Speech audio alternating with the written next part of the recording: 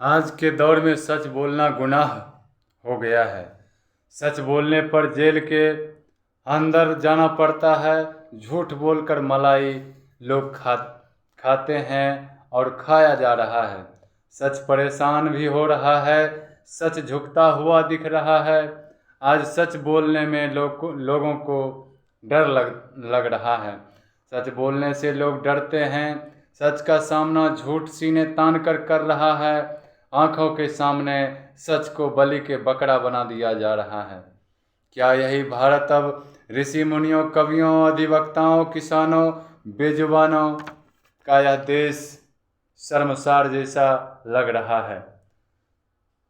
सच्चा बोलने वाले, सच दिखाने वाले के घर द्वार, गहना जेवर, बेटी बेटा जैसे अनमोल रतन को भी बिकना पड़ रहा है। सच के साथ खड़ा होने पर आज जान जाने के अलावा कुछ नहीं दिख रहा है। सच के साथ जो दे रहा है वह घर, समाज, परिवार से दूर ही नहीं, सदा के लिए दूर हो जा रहा है। आज दौलत के इस संसार में सच को झूठ और झूठ को सच में बदल दिया गया है। जिसके पास दौलत है वह कैसा भी हो, गलत हो, भ्रष्टाचारी हो, देशद्रोही हो, वह अपने आप को ईमानदारी के चोला पहनकर और सच्चाई के सामने सच को दबोचने में लगे हुए हैं। भ्रष्टाचारी, गाली गलौज करने वाला अपने आप को महान पंडित, सदाचारी, इज्जत वाला, यशस्वी और कुलीन समझता है। भ्रष्टाचारी भ्रष्टाचार में संलिप्त दिखता हुआ भी वह आज कानून की पाठ पढ़ाता है, और जो ईमानदार है उसे अपना रोजी रोटी के लिए दर दर भटकना पड़ता है। आम आदमी आखिर करे तो क्या करे? उसके पास ना तो कोई रोजगार है, और ना ही पैसा है, और ना ही घर द्वार है, और ना ही किसी तरह के पहचान है। क्योंकि सच बोलने वाले, सच पर काम करने वालों को ना ही किसी का सच का साथ मिलता है, और ना ही सच के आगे रास्ता दिखता है। लेकिन 1% सच होता है, और उसी के बल पर भ्रष्टाचारी अपना दुकान चला रहा है। यदि सच बोलने वालों की संख्या 99% हो जाए तो भ्रष्टाचारी को तब पता चलेगा कि सच की ताकत क्या है। और वह सच तो यह है कि यह धरती है, यह चंद्रमा है, यह आकाश है, यह हिमालय है, यह नदी है, यह सही में और सही में सच में है। यह सच यह दिखाता है, यह हकीकत में है। लेकिन इंसान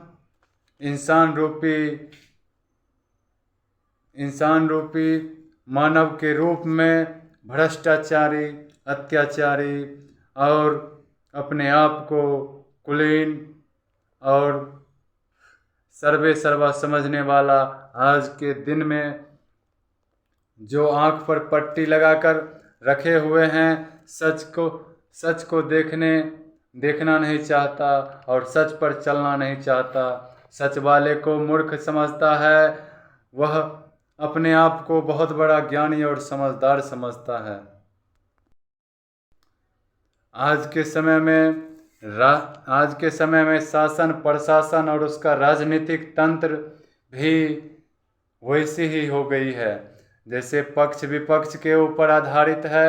यह शासन व्यवस्था कभी पक्ष अपने आप को सही साबित करती है और कभी विपक्ष अपने आप को सही साबित करती है। बस यही साबित करने में ही उसका पूरा समय चला जाता है, और विकास के नाम पर सिर्फ और सिर्फ जिस समय वोट और चुनाव का समय आता है उस समय विकास दिखाने का प्रयास करता है। पर आज के समय में यह चूहे और बिल्ली के खेल खेलने जैसा दिखता है और एक दूसरे के साथ व्यस्त रहता है। आज के समय में कोई ऐसा यंत्र या मानक तंत्र नहीं है, मानक यंत्र नहीं है जिससे हम ये पता लगा सकें कि यह पार्टियां सही है या हमारे हित के लिए, हमारे समाज के लिए, हमारे बुनियादी ज़रूरतों के पूरा करने के लिए यह काम करेंगे। लेकिन आज के समय में जनता का भी रुख वही होते चला जा रहा है, क्योंकि जनता जिसको वोट देती है उस समय सिर्फ और सिर्फ जाति के नाम पर, धर्म के नाम पर वोट देते हैं, और जिसके चलते जनता को सबसे बड़ा खामियाजा भुगतना पड़ता है, क्योंकि वह चुनाव जीतकर सभी नेता लोग चले जाते हैं। फिर अगले पंचवर्षीय चुनाव जब नज़दीक आती है, चुनाव का डेट आता है, तो सभी नेता लोग घर घर जाकर जाते हैं, और जिस दिन वोट होता है उस दिन दारू के नाम पे, रुपया के नाम पे, घूस के नाम पे, खाना के नाम पे वोट ले लेते हैं। उसके बाद फिर चले जाते हैं, वो दोबारा फिर कभी नहीं आते हैं। और इस तरह से हमारा देश, हमारा राज्य अन्य देशों की तुलना में बहुत पीछे रह गया है, क्योंकि हमें आज के डेट में दुनिया के साथ कदम से कदम मिलकर चलना है, और यह तभी हो पाएगा जब जनता जागरूक होगी। जनता अपने काम, जनता सरकार से काम करवाना चाहेगी, क्योंकि सरकार जो होता है जनता का मालिक नहीं, सेवक होता है, और उसको जनता बनाती है, और जनता सबसे बड़ा आदमी होता है। यदि वो जनता शिक्षित हो जाए और जागरूक हो जाए तो हम लोग के समाज, हमारे देश, हमारे राज्य का विकास होगा। जय हिंद।